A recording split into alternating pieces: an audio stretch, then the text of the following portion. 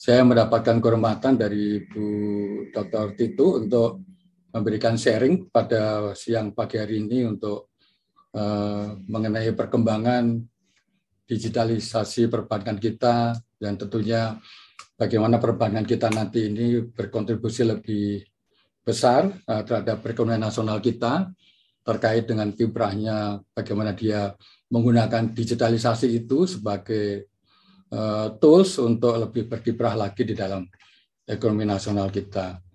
Bapak sekalian, kalau boleh saya langsung ke slide 2, mohon bantu Pak Wahyu ya. Di dalam slide 2, saya ingin menyampaikan beberapa agenda ya, tentunya sudah disampaikan juga oleh Bu Titu tadi mengenai outlook ekonomi digital kita yang mempunyai perkembangan yang sangat besar di dalam era digitalisasi ini, dan tentunya juga tantangan terkait dengan perbankan Indonesia dan apa-apa yang sudah kita buat. Tolong di slide 2 dulu, jangan pindah dulu Pak Wahyu. Nah, yang ketiga juga kaitan dengan inovasi-inovasi yang sudah dilakukan oleh perbankan kita. Ya tentunya bagaimana perbankan itu menyambut regulasi yang sudah kita bikin untuk bisa mereka lebih agile, lebih adaptif di dalam menghadapi era digitalisasi. Nah, kemudian juga saya ingin menyampaikan tentunya berbagai polisi atau polisi respon atau kebijakan kita untuk merespon berbagai tantangan maupun perkembangan dari digitalisasi itu sendiri. Dan yang terakhir tentunya wrap up dari seluruh apa yang sudah kami paparkan di muka tadi. Bapak sekalian yang berbahagia, slide 4 coba Pak Wahyu. Kita melihat bahwa pandemi COVID di samping tentunya menjadi perhatian kita semua karena perbankan kita juga sangat memperhatikan dari dampak dari COVID itu, tetapi ternyata bahwa pandemi COVID juga memberikan blessing yang sangat besar bagi kita semua. Kita melihat bahwa pandemi itu ternyata malah justru mempercepat laju adopsi digital. Nah, kita tidak pernah membayangkan sebelumnya bahwa ternyata bahwa digitalisasi di perbankan kita ini berkembang dengan sangat-sangat cepat dan sangat radikal. Ya. Tentunya ini juga memberikan tantangan sendiri bagi kami di OJK dan tentunya bagaimana kita mengentaskan, kalau saya boleh mengatakan seperti itu ya, mengentaskan industri perbankan kita untuk menyongsong era digitalisasi yang berkembang dengan sangat pesat. Nah, tentunya beberapa peluang atau opportunity dari data-data yang disampaikan di slide 4 ini, kami mencatat, tadi Bu Titu juga sudah tepat sekali mengatakan bahwa Kementerian Perdagangan itu mencatat ada 3 poin potensi ekonomi digital di tahun 2030.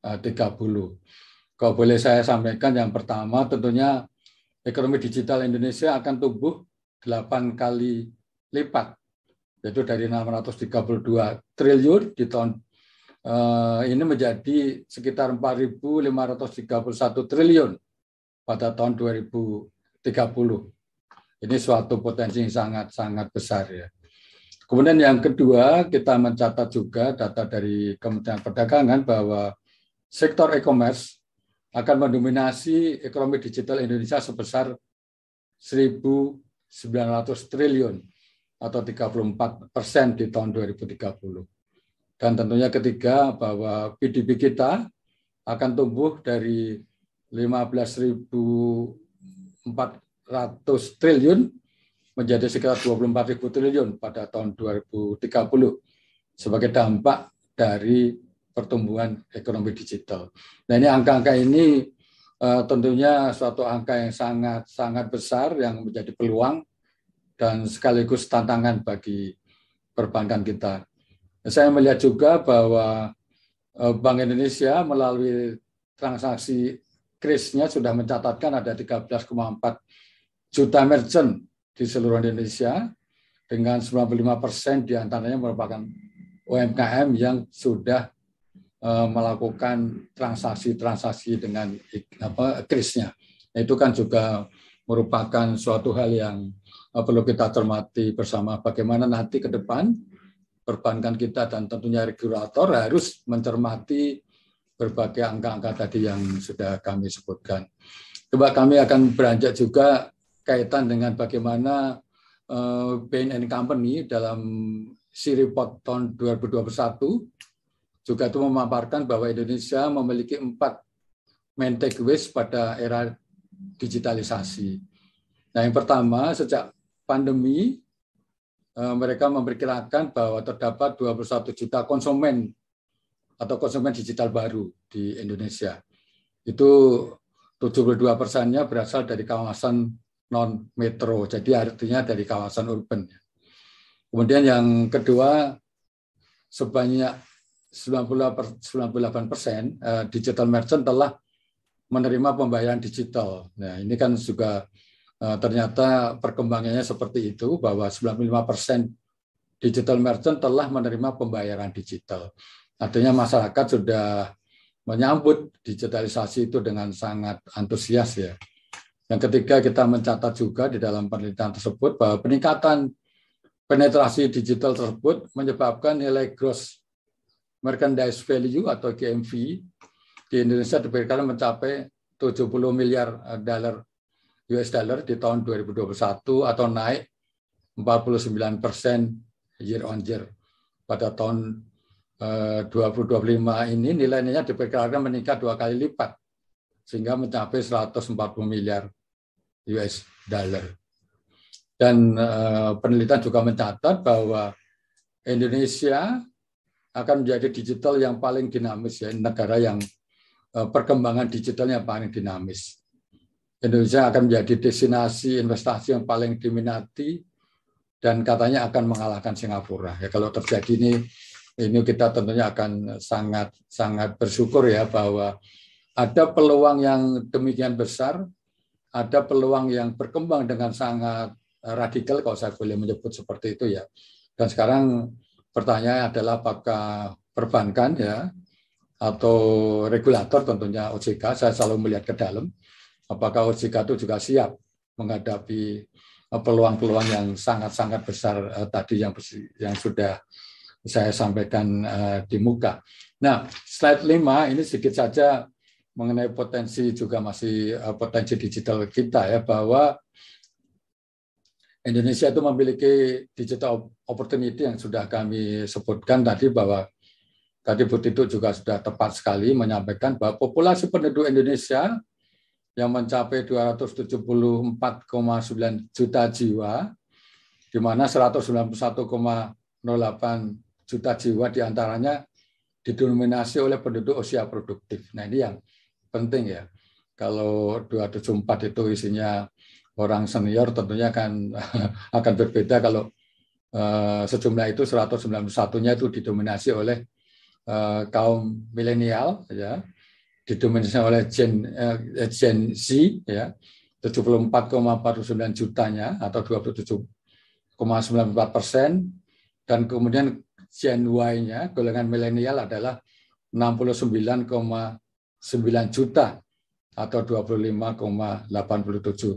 Nah, ini tentunya generasi muda ini kan generasi yang sangat adaptif di dalam menggunakan teknologi. Nah, itu juga didukung tentunya oleh penggunaan internet yang terus meningkat ya, dari waktu ke waktu. Kita lihat di slide-nya juga total waktu yang dihabiskan di dalam menggunakan internet itu 8 jam per hari. Ini kan sesuatu yang angka-angka yang menurut saya itu sangat luar biasa, di luar perkiraan kita pada waktu-waktu yang lalu ya. Tentunya juga pada waktu saya masih menjadi pengawas pada waktu yang lalu. Nah, semuanya itu tentunya didukung juga dengan perkembangan teknologi yang mendukung kita ya, bahwa ada 5G sudah mulai muncul, Internet of Things dan sebagainya, artificial intelligence, blockchain dan juga cloud computing yang itu juga merebak dengan sangat cepat. Itu tentunya mendukung semua yang sudah tadi kita sebutkan, bagaimana kaum muda bisa menggunakan kesempatan-kesempatan itu untuk bertransaksi melalui banking kita.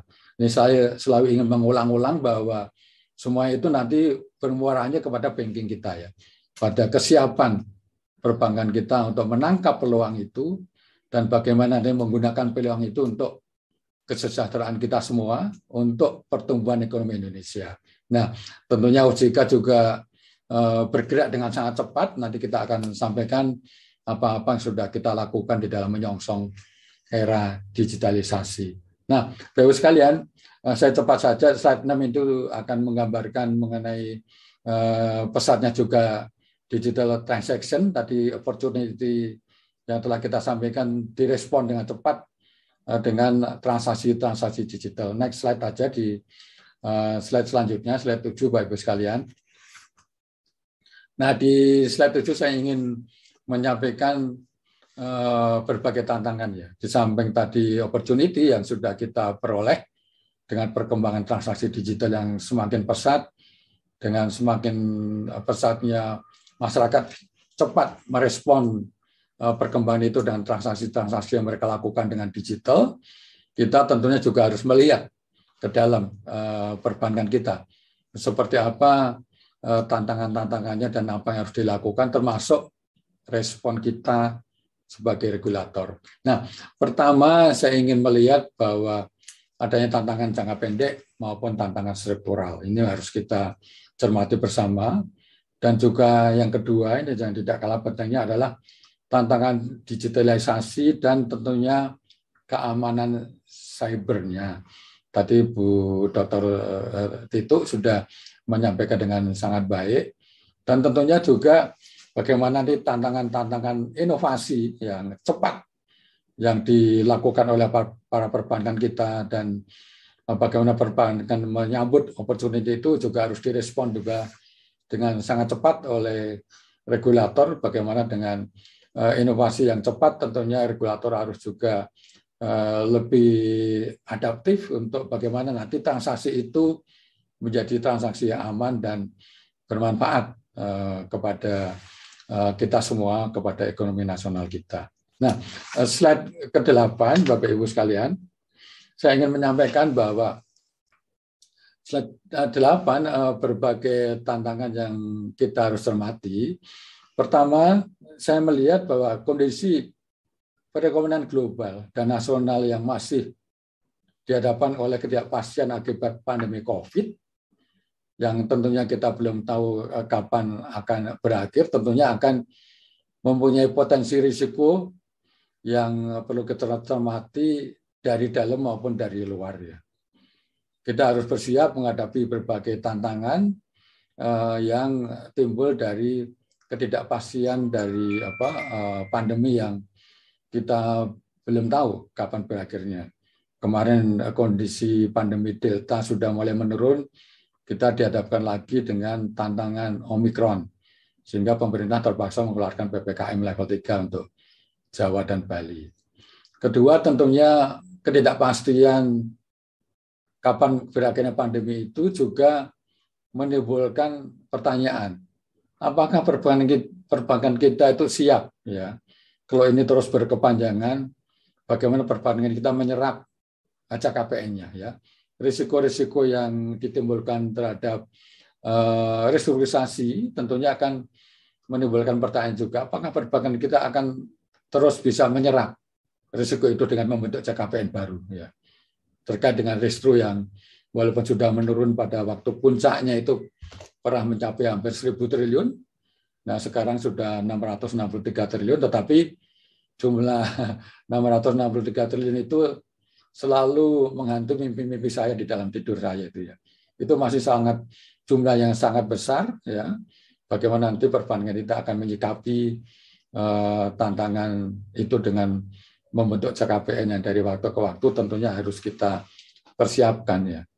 Ketiga, tentunya kebijakan pembatasan sosial pengendalian COVID telah meningkatkan harapan nasabah akan layanan perbankan yang dapat diakses kapanpun dan di mana saja.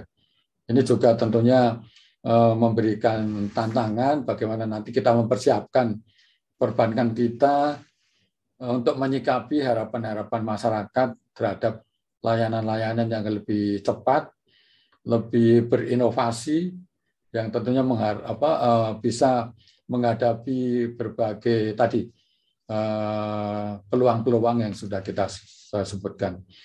Dan terakhir barangkali perubahan model bisnis layanan menjadi digital itu juga menimbulkan tantangan-tantangan tersendiri bagi kita, di mana tentunya kondisi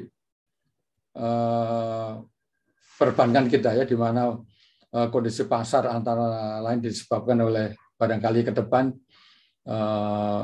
kita perlu mencermati post pandemik ya, kondisi pasar kita, untuk bagaimana kita atau pasar kita bisa menghadapi kemungkinan terjadinya cliff effect, yaitu antara lain bagaimana nanti kalau misalnya restu kita berhentikan ya, bagaimana kita menghadapi normalisasi kebijakan yang mulai diberlakukan di seluruh dunia ya.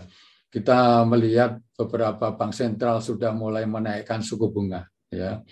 Bagaimana kita melihat mencermati di Fed, yang pengamat atau para pelaku pasar mencermati akan menaikkan suku bunga sampai 4 sampai 6 kali. Nah, itu kan volatility seperti itu perlu kita cermati ke depan. Nah, juga tentunya rembetan-rembetan kondisi geopolitik, dan tentunya juga beberapa kasus kemarin di China, mana kasus Evergrande, kasus bank di Singapura ya, yang tiba-tiba blackout di dalam sistemnya, ya itu tentunya akan menimbulkan rembetan-rembetan sendiri yang perlu kita cermati di dalam kondisi pasar ya. Nah, tentunya juga akselerasi transformasi digital ya, yang menimbulkan juga potensi risiko baru. Tadi Bu Tito menyampaikan risiko cyber, saya sependapat sekali. Kemudian kolaborasi antara big tech dengan ekosistemnya. Kalau kita melihat sekarang kan bank-bank kita sudah mengkolaborasikan usahanya dengan ekosistem teknologi, termasuk bagaimana mereka berkolaborasi dengan subtech, dengan big tech dan segala macam. Itu tentunya menimbulkan risiko yang harus kita sikapi bersama. Nah, tentunya juga perubahan landscape ekosistem teknologi ya, bagaimana perbankan kita sudah mulai melakukan advance teknologinya ya, berbagai hal mereka lakukan. Tentunya yang paling penting adalah unknown risk ya, yang barangkali perbankan maupun tentunya regulator juga belum tahu persis risiko apa nanti yang akan timbul ya terkait dengan maraknya digitalisasi ini. Saya terus bermimpi untuk supaya regulator maupun perbankan kita siap ya menghadapi segala kemungkinan, termasuk unknown risk tadi, yang saya selalu berharap bahwa kita semua akan siap ya menghadapi berbagai risiko-risiko yang kita sampaikan tadi di depan. Bapak sekalian, coba di slide 9 ya. Di slide 9 ini saya ingin menyampaikan saja bahwa di dalam transformasi digital yang semakin cepat terjadi ya, bahwa harapan masyarakat ini bahwa layanan perbankan itu tentunya akan bisa dilakukan di mana saja ya, kapanpun, apapun layanannya harus bisa dilayani. Dan tentunya perbankan kita harus dari waktu ke waktu harus better, stronger, faster ya. Kalau ini tidak bisa disiapkan dan dilayani, saya kok merasa bahwa nanti kita akan tertinggal ya terhadap perkembangan-perkembangan yang demikian cepat bergerak dengan sangat-sangat radikal ya. Bapak Ibu sekalian, coba slide 10. Saya ingin menyampaikan sedikit ya bahwa transformasi digital kita ya, bahwa beberapa isu tadi sebetulnya sudah disampaikan juga oleh Ibu Tito ya. Isu mengenai perlindungan data dan pertukaran data. Kita tahu bahwa undang-undang kita belum mengatur mengenai perlindungan data pribadi. Itu menjadi suatu hal yang bagaimana nanti di dalam pemerintah pada saat ingin mengeluarkan undang-undang P2SK ya, undang-undang yang akan mereview seluruh undang-undang di sektor jasa keuangan, ya, termasuk undang-undang OJK barangkali kita tentu akan masukkan ini bahwa perlindungan data nasabah ini menjadi suatu hal yang sangat kritikal untuk bisa diatur gitu ya. Kemudian juga dari risiko kebocoran data nasabah, kita baru sekarang kita sudah melihat beberapa kejadiannya yang tentunya ini kalau kita tidak kawal ya, OJK dan industri jasa keuangan harus mengawal ini, pasti nanti akan menimbulkan risiko-risiko tersendiri di mana nasabah akan kehilangan uang dan segala macam, itu pasti nanti akan menjadi kegaduhan tersendiri. Kemudian risiko strategis tadi sudah disebutkan juga mengenai ketidakpastian inovasi atau investasi teknologi dengan strategi bisnisnya. Nah ini di dalam prudential meeting teman-teman pengawas terus saya minta untuk menyampaikan apakah inovasi ataupun pertambahan modal untuk membuat teknologi semakin canggih, tetapi barangkali pertanyaan besarnya apakah sesuai dengan strategi bisnisnya. Strategi dengan bisnisnya itu menjadi suatu hal yang sangat-sangat penting. Nah, kemudian juga ada risiko penyalahgunaan teknologi, khususnya dalam penyalahgunaan artificial intelligence, ini juga menjadi hal yang sangat kita perhatikan, termasuk serangan cyber.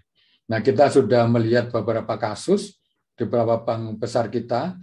Bapak Ibu bisa bayangkan kalau bank sebesar bank-bank kita, bank-bank himbara atau bank-bank di dalam buku atau KPMI 4 itu mengalami serangan cyber. Nah, kita sudah mengalami, ya untungnya itu terjadi pada saat hari libur. Nah, Bapak Ibu sekalian, sekarang kalau kita misalnya terjadi pada saat pembayaran gaji, kita tidak bisa membayangkan itu bahwa akan terjadi kegaduhan yang sangat luar biasa, di mana kalau nasabah sudah tidak percaya karena narik dananya tidak bisa pada saat gajian, pasti mereka akan melakukan rush.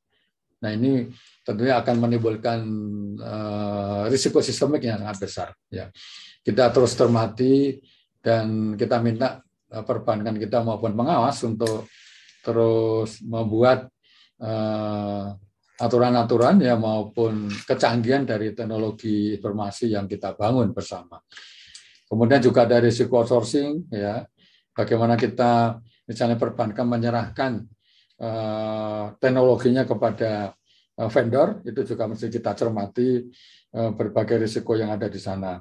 Kemudian juga mungkin kesiapan organisasi, infrastruktur dan komunikasi, dan juga kerangka regulasi yang tentunya akan terus kita siapkan supaya lebih kondusif di dalam menghadapi berbagai tantangan-tantangan ke depan. Ini menjadi perhatian kami di regulator dan juga kita terus sampaikan kepada para pemangku kepentingan termasuk para bankir kita untuk bisa kita cermati bersama. Nah, Bapak-Ibu sekalian, slide 11, coba kita mencermati Bapak-Ibu sekalian, ada dua hal yang ini para bankir di seluruh dunia ternyata sudah mencermati ini yang kita belum kepikir tentunya ya. Dan tentunya kita perlu membuat suatu aturannya nanti ya juga. Tentunya kajian-kajian ilmiah juga perlu kita lakukan. Saya terima kasih ini IBS sudah menyelenggarakan ini webinar ini. Ada dua hal yang dicermati oleh para bankir di dunia. Satu mengenai banking 5.0 ya. Kalau sekarang kita di revolusi industri bank 4.0 ternyata banking kita itu sudah bergerak lebih cepat lagi ya. Kita sudah menghadapi yang namanya banking 5.0 ya. Ini kan tentunya kita perlu cermati bagaimana kita mengatur, bagaimana kita nanti melakukan riset-riset untuk terus bisa mencermati perkembangannya. Kita belum tahu secara persis risikonya nanti seperti apa itu kalau sudah kita bergerak seperti itu. Dan yang kedua yang dicermati juga oleh para bankir di seluruh dunia itu adalah banking in metaverse, meta banking in a new world. Nah ini juga saya juga terkaget-kaget ini ternyata sudah seperti itu perkembangannya gitu ya. Bagaimana nanti regulator maupun perbankan kita menyikapi, ya tentunya saya yakin nanti IBS juga akan bisa melakukan riset ke depan yang lebih baik untuk bagaimana kita nanti bisa mencermati dan tentunya para banking bisa bekerja sama dengan hasil-hasil riset yang dilakukan ya. OJK terus mencermati hal ini yang akan kita terus nanti seminarkan bagaimana kita menyikapi perkembangan dua hal ini yang sangat-sangat radikal perkembangannya. Bapak sekalian, coba di slide 14. Ya. Nah, kalau kita lihat, coba slide 13 dulu, sorry. Slide 13 saya ingin sedikit mengulas bahwa kalau kita melihat bagaimana revolusi perbankan kita, kalau kita melihat dari waktu ke waktu ya, bahwa Bank 1.0 ini yang bank banking kita yang terjadi pada saat awal di tahun 1472 sampai dengan 1980 ini yang tentunya akan terus terjadi. Ini generasi yang paling awal ya, di mana kita melihat perkembangan perbankan kita statis di situ. Tetapi sejak Bank 2.0 ya 1980 sampai dengan 2007 ini di mana ada ATM dan kemudian berkembang lagi Bank 3.0 dan di mana kita sudah mulai melihat ATM, di mana kita sudah melihat internet banking dan sekarang di mana Bank 4.0 di mana kita sudah tidak perlu bertransaksi dengan tatap muka dan ternyata ini yang perlu kita cermati Bank 5.0 di mana perubahan ini menggabungkan ya, coba di slide nomor 14 mengenai artificial intelligence, mengenai person machine collaboration, termasuk bagaimana transaksi-transaksi perbankan itu akan lebih personalized. Nah, tentunya saya tidak ingin membahas terlalu dalam ya mengenai Bank 5.0 karena kita masih sama-sama belajar ya. Sama-sama kita melakukan riset, tapi yang saya ingin sampaikan bahwa ada perkembangan yang demikian pesat ya, termasuk metaverse tadi yang kita sudah sampaikan yang perlu kita cermati dan tentunya kita perlu menyikapi ya bagaimana nanti perbankan kita siap ya menghadapi dengan perkembangan yang dengan sangat pesat seperti itu. Saya akan jam saja, ini waktunya juga tidak terlalu banyak, ke slide nomor 19. Slide 19. Nah, ternyata dengan tadi yang kita sebutkan metaverse itu ya, ternyata beberapa bank di Korea ya, termasuk di Amerika ya, Industrial Bank of Korea itu sudah menerapkan yang namanya metaverse ya, di mana itu sudah menjadi hal yang mereka lakukan ya, termasuk di Bank of America ya, tentunya juga kita melihat mencermati seperti itu ya. Kemudian Kookmin Bank ya sudah juga mulai bergerak ke sana, termasuk BNP Paribas. Nah, kalau kita tidak siap ya, kalau kita diam ya menghadapi tantangan seperti itu, menghadapi perkembangan yang sangat cepat terjadi, tentunya kita akan ketinggalan dan barangkali perbankan kita akan ditinggalkan oleh para pemain teknologi besar-besar itu ya yang sudah bergerak ke sana. Kami melihat juga bahwa BRI juga berencana untuk menghadirkan virtual branch ya untuk meningkatkan customer experience dan menjangkau masyarakat yang lebih luas. Nah, ini kan suatu hal yang sangat-sangat perlu kita perhatikan untuk bagaimana kita meresponnya. Nah, Bapak Ibu sekalian, saya akan langsung aja ke slide 20. Nanti kita barangkali akan diskusi lebih banyak dan kita akan melakukan riset-riset yang lebih mendalam mengenai Bank 5.0 maupun banking di era metaverse itu ya.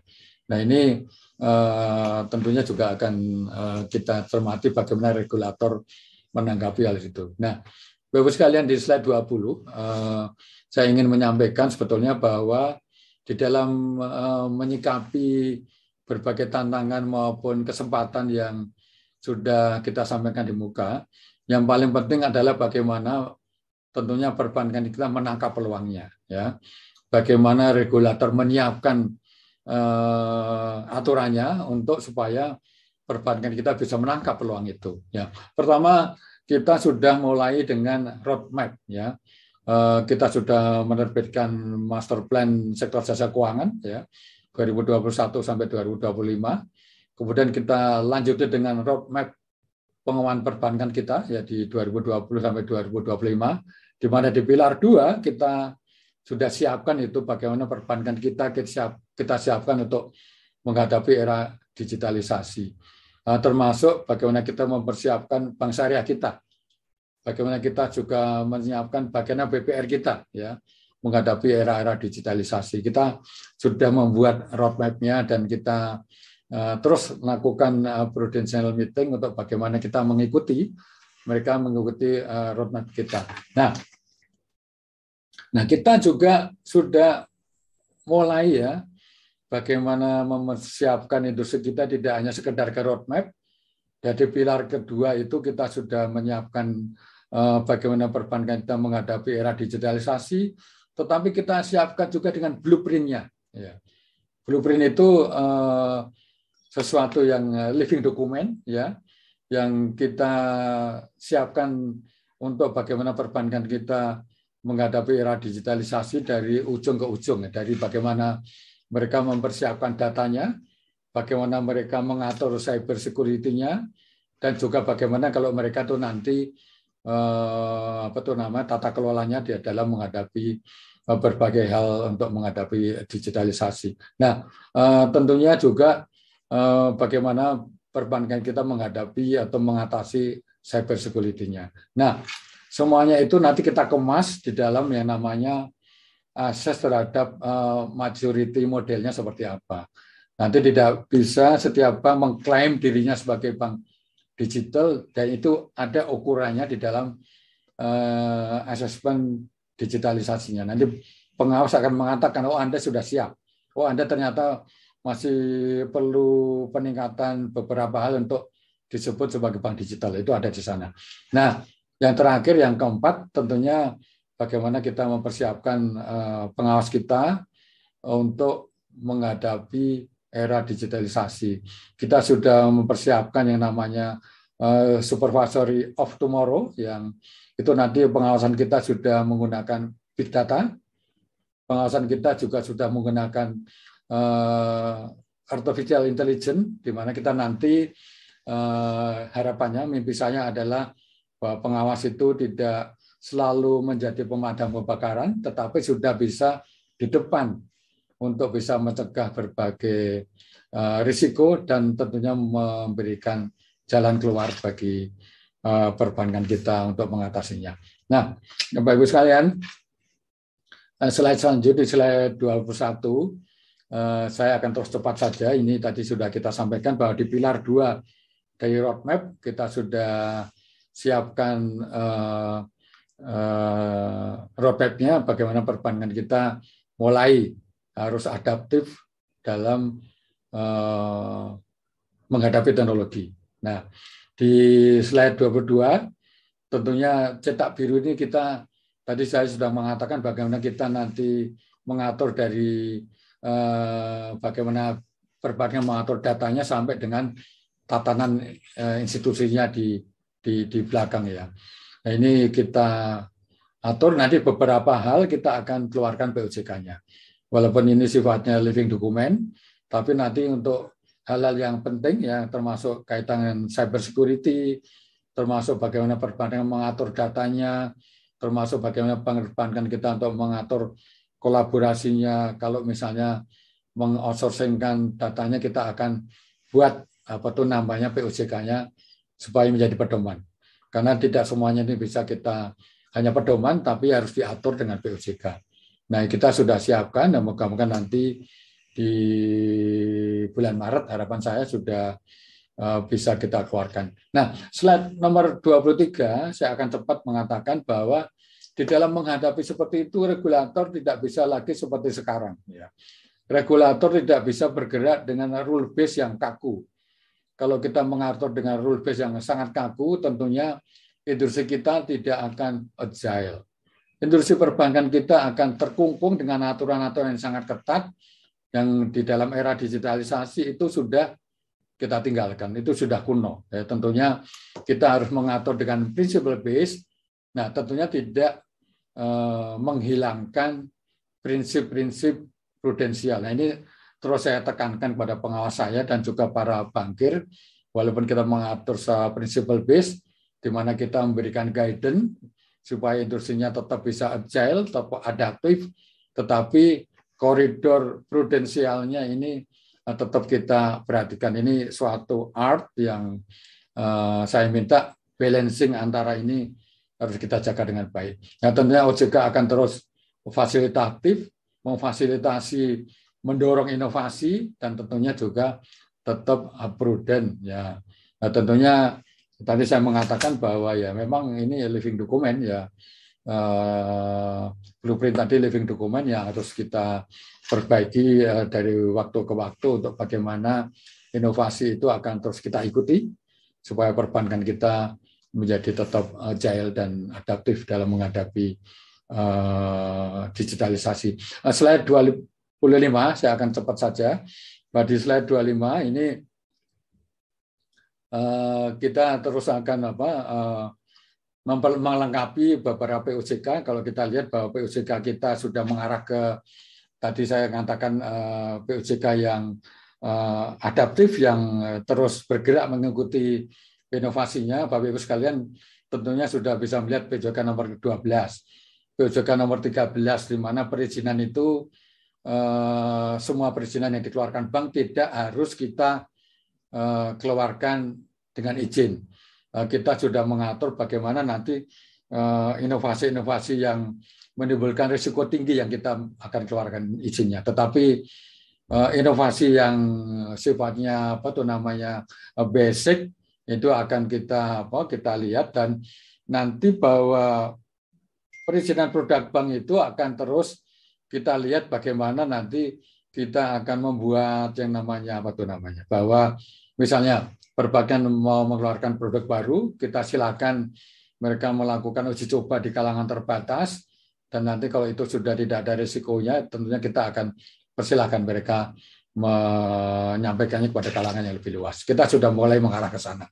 Jadi POJK kita sudah kita buat bagaimana kita membuat perbankan kita tetap kuat, agile, tetapi POJK ini juga memberikan peluang supaya industrinya bisa menangkap inovasi-inovasi baru yang sudah terjadi di dalam industrinya gitu. Nah, Bapak sekalian, coba slide nomor 26. Di sisi internal tadi saya sudah mengatakan bahwa di sisi internal kita sudah mengeluarkan berbagai inovasi juga untuk memperkuat pengawasan kita. Nah, kalau Bapak Ibu sekalian, zaman dulu kalau kita meriksa, kita mencari datanya ke bank, ya sekarang kita tidak begitu lagi ya, karena dengan OBOX atau kita namakan OJK Box, sekarang kalau kita ingin melakukan pemeriksaan, ya kita sudah bisa minta bahwa data-data yang kita perlukan, kita minta para bankir menempatkannya di repositorinya. Dan nanti pengawas di mejanya masing-masing bisa menarik data itu, mengevaluasi, dibantu dengan big data, dibantu dengan artificial intelligence. Nah, kalau kita sudah menyimpulkan kesimpulan dari apa yang mau kita lihat, baru kita datang ke bank. Ya. Kita akan melakukan onset hanya untuk membuktikan analisa-analisa kita yang sudah kita dapat dari OBOX, yang kita dapat dari artificial intelligence, yang kita dapat dari big data.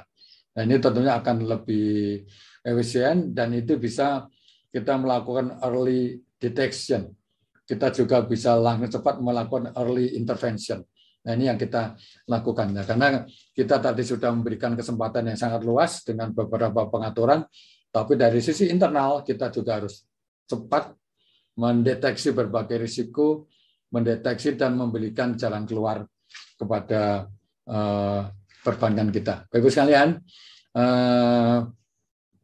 slide selanjutnya, slide 28, saya akan menyampaikan beberapa hal. Ini waktunya, mohon maaf, sudah mendesak ya. Jadi memang kalau kita lihat tantangan-tantangan itu juga memang harus kita perhatikan, terkait juga tadi Bu Tito menyampaikan dengan sangat baik ya, bahwa literasi keuangan kita ini harus kita perhatikan ya, karena Pak Presiden di dalam beberapa hal menyampaikan bahwa beliau mengatakan bahwa saya akan menyitir saja, saya akan baca bahwa saya titip kepada OJK dan para pelaku usaha dalam ekosistem untuk memastikan inklusi keuangan yang kita kejar, yang harus diikuti juga dengan percepatan literasi keuangan, agar kemajuan inovasi keuangan digital memberikan manfaat. Saya kira ini pesan yang sangat-sangat penting ya,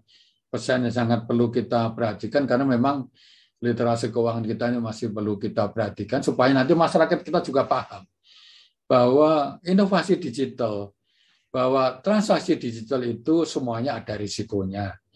Semuanya harus kita cermati, jangan sampai nanti para nasabah kita karena tidak paham menggugat bank, menggugat OJK, dan itu tentunya akan memberikan kegaduhan bagi kita semua ya. Ini kita harapkan. Nah, Bapak-Ibu sekalian, saya ingin menyimpulkan beberapa hal ya, bahwa tentunya dampak dari pandemi dan perubahan ekosistem eksternal yang masif ya, itu menyebabkan ada beberapa peluang, dan peluang itu harus kita tangkap oleh para perbankan dan tentunya oleh regulator. Industri perbankan dan OJK perlu bersama-sama bergerak di arah yang sama, menurut saya ya, dalam menyiapkan diri menghadapi transformasi digital.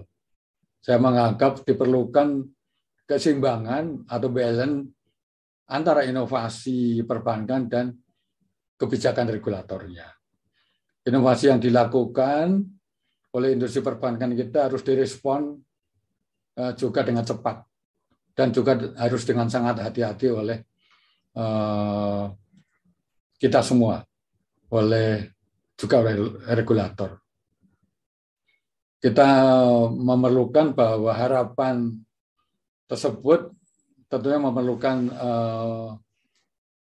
kalau saya boleh sebut bahwa kita perlu menyiapkan people, proses maupun teknologinya ya. Dari sisi people, baik perbankan dan regulator harus menyiapkan SDM yang memiliki skill atau skill set teknologi. Ya, saya mencermati skill set teknologi yang menjadi penting ya, antara lain mengenai cyber security dan tentunya data analitik ya. Kemudian juga kita perlu menyiapkan SDM yang berpengalaman terkait dengan hal itu semuanya, dan tentunya EBS ya, itu juga saya kira saya mencermati sangat baik di dalam menyiapkan SDM kita ke depan untuk kita terus bisa berinovasi di dalam menghadapi era digitalisasi kita ini. Dari sisi proses, saya juga ingin mengharapkan bahwa baik industri maupun regulator perlu melakukan percepatan bisnis proses re-engineering ya, baik pada industri untuk terus akomodatif ya di dalam perubahan ekosistem yang bergerak dengan demikian cepat ya. Bapak-Ibu sekalian yang berbahagia, memang kalau kita melihat sangat disadari bahwa digitalisasi pada seluruh sektor perekonomian, sektor keuangan khususnya juga perbankan, bukan lagi menjadi pilihan, namun sudah menjadi keniscayaan. Menghadapi era new normal ini kita harus tetap terus mempersiapkan dengan baik, dan tentunya kita perlu menyiapkan SDM, pemimpin-pemimpin yang bisa kita mencetak intelektual leader. Kita harus juga mempersiapkan true leader, dan juga bagaimana kita mempersiapkan digital leader kita dengan baik. Tentunya intellectual leader adalah intelektual atau leader-leader yang bisa menginspirasi bawahannya dan mewujudkan mimpi-mimpinya. Itu kalau boleh saya sebut itu adalah intelektual leader ya. Digital leader ya kita perlu siapkan bagaimana leader-leader yang paham mengenai digitalisasi. Nah, kalau kita di era digitalisasi kita tidak mempunyai leader-leader yang paham mengenai digitalisasi, kita tidak punya atau tidak paham mengenai mempunyai pemimpin atau bangkit-bangkit yang tidak paham mengenai digitalisasi, ini kita akan ketinggalan ya. Jadi kita juga mempersiapkan digital leader kita dengan baik. Dan tentunya yang terakhir adalah bagaimana kita mempersiapkan true leader.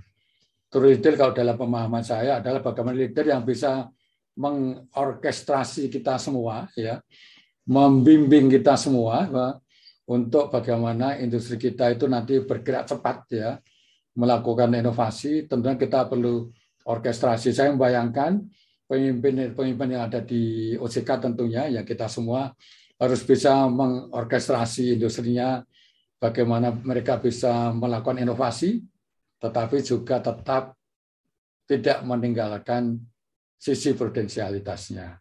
Saya kira sebagai penutup saya ingin mengatakan demikian. Semoga usaha kita semua termasuk IBS yang saya lihat di bawah kepemimpinan Bu Tituk sangat progresif. Moga-moga semua usaha kita diridhoi oleh Tuhan Yang Maha Kuasa. Demikian, wassalamualaikum warahmatullahi wabarakatuh. Terima kasih kepada Bapak Heru Kristiana atas pemaparannya yang sangat menarik. Untuk berikutnya, baiklah, untuk sesi berikut kami berikan kesempatan kepada peserta untuk bertanya kepada Bapak Heru Kristiana. Saat ini kami sudah mendapatkan 2 pertanyaan Bapak Heru. Itu pertama dari Bapak Profesor Dr. Surahman Suatmaja, dosen tetap Guru Besar Indonesia Peking School. Pertanyaan sebagai berikut, digitalisasi adalah suatu keniscayaan, mau tidak mau, suka tidak suka, kita harus menerimanya. Namun masyarakat kita yang literasi keuangannya saja masih 38%, bagaimana Pak persiapan edukasi bagi masyarakat kita, apa yang kita bisa lakukan agar masyarakat siap dengan transformasi digital ini? Terima kasih Bapak Heru. Apakah yang kedua kita simpan juga Pak atau satu-satu? Saya respon dulu biar nggak lupa ya Pak Asfar. Silakan Pak Heru. Profesor Surahman, saya terima kasih pertanyaannya bagus sekali ya. Jadi memang literasi ini menjadi perhatian kita semua ya, bahwa bahkan pimpinan tertinggi negara kita juga memberikan perhatian yang sama ya, bahwa kesiapan literasi itu menjadi sangat penting supaya nanti masyarakat maupun nasabah konsumen kita itu paham sekali bahwa digitalisasi itu mempunyai, di samping memberikan peluang yang sangat besar ya, memberikan percepatan di mana kita bisa melakukan transaksi-transaksi dengan sangat baik dan sangat cepat, di mana perbankan juga bisa melayani dengan baik, tapi ini juga perlu dipahami bahwa ada risikonya. Makanya tadi saya mengatakan bahwa blueprint yang kita siapkan itu sebetulnya adalah untuk menghadapi tadi berbagai risiko tadi ya. Blueprint sudah kita siapkan dengan cepat, ya, saya menyikapi dengan sangat-sangat cepat itu sebetulnya. Tetapi kita juga sudah komunikasi dengan berbagai regulator di seluruh dunia ya untuk kita bisa menyiapkan sampai pada blueprint tadi itu. Nah blueprint itu juga nanti akan kita buat panduannya bagi perbankan kita. Itu satu sisi ya. Bagaimana kita menyiapkan perbankan kita. Tapi di sisi sana, di sisi nasabah kita juga siapkan. Tentunya saya bekerja sama dengan semua stakeholder ya, semua pemangku kepentingan ya. Tentunya nanti saya akan senang kalau IBS juga bisa bekerja sama dengan kita, bagaimana kita mensosialisasikan perkembangan digitalisasi dengan berbagai risikonya tadi itu ya. Kita juga bekerja sama dengan tempatnya Pak Tirta di EPK untuk terus mensosialisasikan ini ya. Dengan teman-teman di Senayan juga kita bekerja sama, terus kita mensosialisasikan supaya nanti semua percepatan maupun peluang yang sangat besar itu dipahami juga oleh para nasabah kita. Nah ini tentunya menjadi PR kita, ya PR OJK dan juga PR para pemangku kepentingan, PR berbagai dunia pendidikan, PR juga oleh nasabah kita untuk memahami transaksi ini punya risiko. bahwa transaksi ini harus dipahami dengan baik oleh kita semua, bagaimana kita menyikapinya dengan benar. Saya kira seperti itu Pak Sparta, Pak Surahman, ini akan kita catat dengan baik. Ini pertanyaan menjadi suatu hal yang betul-betul harus kita sikapi bersama ke depannya. Ya. Terima kasih Pak Profesor Surahman. Ya, baik Pak Heru. Berikutnya ada lagi Pak Heru, satu lagi dari Bapak Efrianto, dosen tetap Universitas Negeri Jakarta. Jakarta. Itu pertanyaan sebagai berikut: bagaimana kesiapan regulator untuk mengantisipasi risiko-risiko pada saat 5.0? Sedangkan penerapan manajemen risiko berdasarkan OJK 38 tahun 2016 tidak lagi bisa mengadopsi. Yang kedua, apa upaya yang strategis bagaimana meningkatkan inklusi keuangan secara merata, Pak? Demikian Pak Heru yang pertanyaan dari Pak Efrianto. Terima kasih Pak Sparta. Ini Pak sebenarnya pertanyaan bagus sekali ya. Tadi saya mengatakan bahwa bank 5.0 termasuk bank yang menghadapi perkembangan metaverse itu memang, nah ini tentunya jujur saya juga masih belajar ini, bahwa perkembangan yang demikian pesat, nah tentunya ini kan memerlukan respon yang sangat cepat dari regulator ya. Nah, saya pada saat itu mengatakan bahwa dengan blueprint itu saya sudah bergerak dengan sangat cepat ya. Ternyata ini perkembangannya lebih cepat lagi. Nah ini memang ini tentunya akan mimpi buruk ya, kita tidak siapkan itu Pak Suprianto ya. Jadi betul sekali ya bahwa Bank 5.0, tapi paling tidak dengan blueprint tadi itu ya, dengan berbagai roadmap itu, berbagai nanti POJK yang akan kita keluarkan ya. Paling tidak dari sisi industrinya ya, kita sudah mengingatkan, sudah mewanti-wanti ada sesuatu risiko yang gede loh di sana gitu ya. Dan itu karena kita tadi mengatakan bahwa blueprint itu kan living document ya. Nah, tentunya nanti yang sudah nggak cocok kita buang aja. Walaupun belum dipakai, kok nggak cocok kita buang, kita bikin baru lagi nanti. Nah, saya bekerja dengan seluruh pengawas, dengan teman-teman di DPNP ya, untuk terus melakukan inovasi juga ini di sisa-sisa jabatan saya nanti ini. Saya ini mempunyai berbagai tantangan, ternyata tidak sedikit ya, bahwa saya ingin menutup karir saya itu tentunya dengan kita bisa menemukan tadi berbagai tantangan yang harus kita sikapi, termasuk Bank 5.0 termasuk dengan metaverse tadi ya. Nah, paling tidak nanti dengan blueprint tadi yang living document saya sudah mulai ini. Tadi saya menyampaikan adanya perkembangan Bank 5.0, tentunya saya juga sudah mengantisipasi ke depan tentunya ya.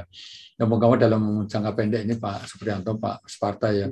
Nanti kita akan sampaikan ini ya. Nah ini sisi literasinya tadi saya sudah sampaikan bahwa berbagai cara kita lakukan ya. Saya menyadari itu belum sempurna karena harapan masyarakat ini ternyata semakin besar untuk mereka bisa cepat ya mengetahui, termasuk bagaimana regulator menyikapi percepatan literasinya itu ya. Ini memang tantangan sendiri. Saya terus bekerja sama dengan Pak Tirta untuk menyikapi berbagai itu yang tadi sudah disampaikan juga oleh pimpinan tertinggi kita. Itu Pak Sparta, Pak Suprianto. Oke, baik Pak Heru, sangat menarik Pak diskusi kita hari ini, terutama kalau kita lihat penggunaan metaverse oleh industri perbankan itu luar biasa, di mana seorang nasabah bisa mengunjungi kantor bank tanpa dia harus ke situ gitu. Jadi luar biasa selama ini dengan 3 dimensi, 4 dimensi. Baik para hadirin sekalian, tibalah waktunya kita. Kayaknya ada lagi pertanyaan Pak Heru yang lain, saya lihat, atau mungkin dari Bapak Ibu yang dari peserta dari Bapak, saya di sini ada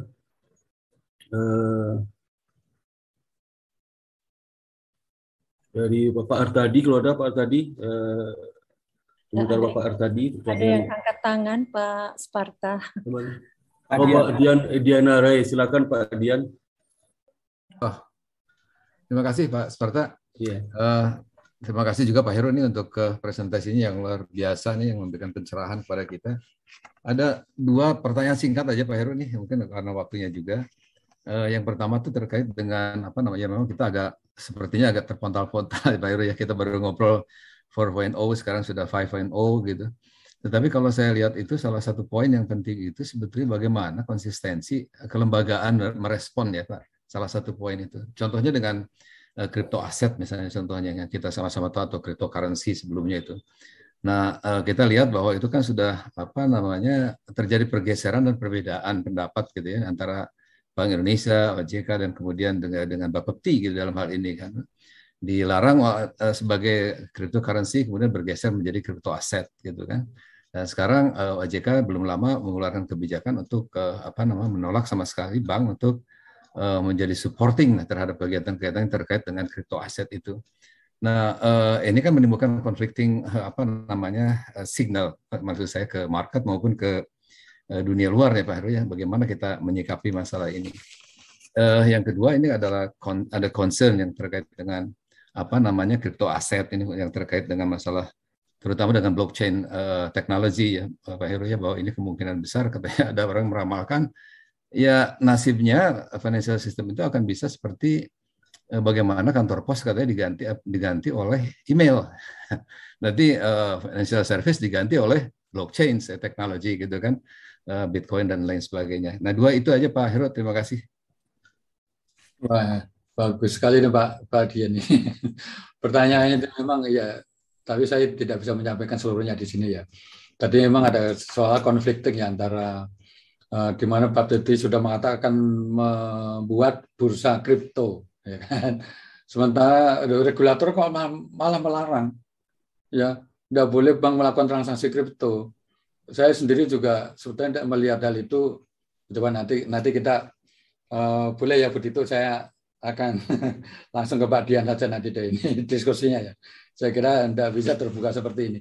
Tapi saya sebagai KE perbankan, saya ingin mengatakan ya bahwa teknologi itu tidak akan kita bisa bendung.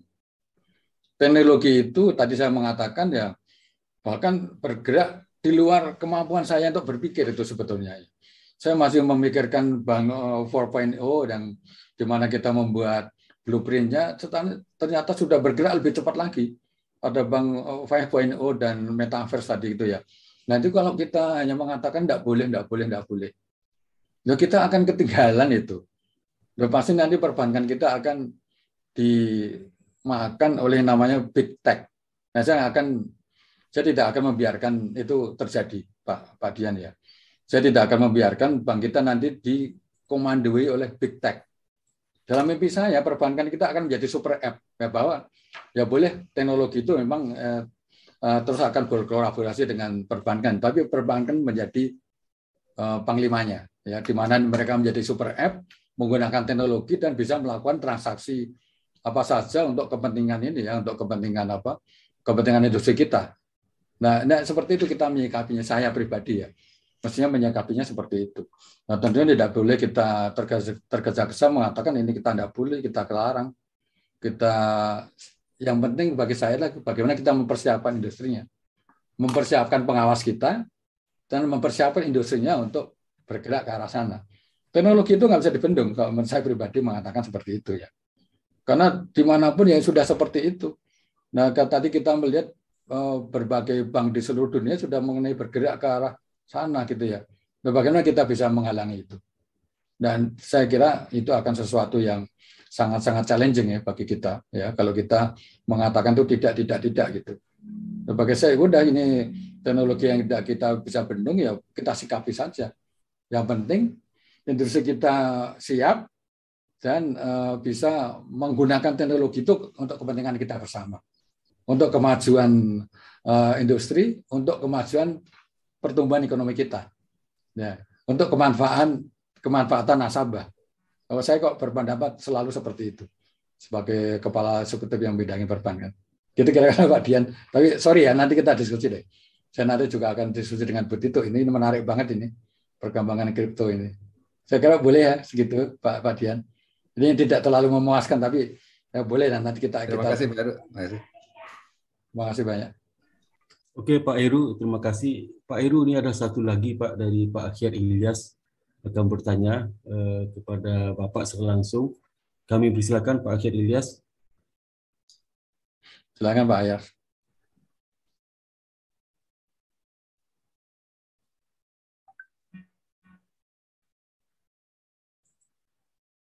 Halo.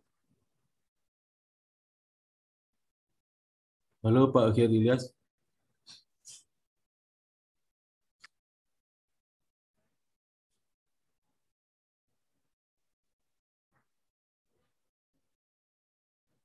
Nggak ada Pak.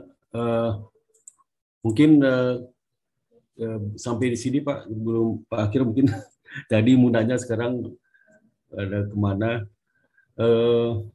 Oke, kita demikian apa yang dapat kami sampaikan. Kami mengucapkan terima kasih yang tak terhingga kepada Bapak Heru Kristiana atas waktu yang telah diberikan kepada kami untuk sharing ilmu yang sangat bermanfaat ini dalam menambah wawasan di bidang perbankan digital dan tantangannya dalam mendukung pertumbuhan ekonomi nasional. Kesimpulan akhir dapat kami sebutkan tadi adalah adanya keseimbangan antara perbankan dan regulator, terutama isi perbankan, inovasi perbankan, dan peraturan yang dibuat oleh kebijakan regulator dari sisi OJK. Untuk itu, waktu dan tempat berikutnya, waktu dan tempat saya kembalikan lagi kepada MC Mbak Dinda. Terima kasih atas kesempatannya. Kami ucapkan alhamdulillah. Assalamualaikum warahmatullahi wabarakatuh. Terima kasih kepada Bapak Heru Kristiana, SHMM, dan Bapak Dr. Sparta, SEAK, MECA. Pemberian plakat secara virtual kepada Bapak Heru Kristiana, SHMM. Indonesia Banking School menyampaikan apresiasi dan penghargaan yang tinggi atas kesediaan dan waktu dari Bapak Heru Kristiana, SHMM. Terima kasih banyak Bu Mbak Dina, Bu Tito, Bapak Ibu sekalian. Ini sangat apresiasi webinarnya. Saya sangat bisa menyampaikan apa yang menjadi pemikiran saya sebetulnya itu. Dan barangkali menjadi pemikiran kita semuanya. Terima kasih sekali bagi IPS terus maju dan tentunya kita bisa terus bekerja sama untuk memberikan literasi yang sangat baik kepada masyarakat kita. Terima kasih. Ada Ibu Miranda, Pak Heru. Oh, Bu Miranda. Terima kasih Bu Miranda ikut mendengarkan. Tapi saya nggak berani kalau ada Bu Miranda ini. Tentunya Bu Miranda lebih sebagai senior kita tentunya lebih paham mengenai perkembangan ini. Mohon maaf Bu Miranda, ada yang kurang-kurang. Terima kasih kepada pembicara webinar hari ini, Bapak Heru Kristiana, SHMM, dan Bapak Dr. Sparta, SEAK, MECA, sebagai moderator pada hari ini. Sekali lagi, saya mewakili mahasiswa Indonesia Banking School mengucapkan banyak terima kasih atas kesediaan Bapak membagi ilmu yang sangat bermanfaat. Pengumuman, e-sertifikat dan materi akan dikirimkan ke email masing-masing yang sudah mendaftar. Dengan ini berakhir sudah webinar pada hari ini.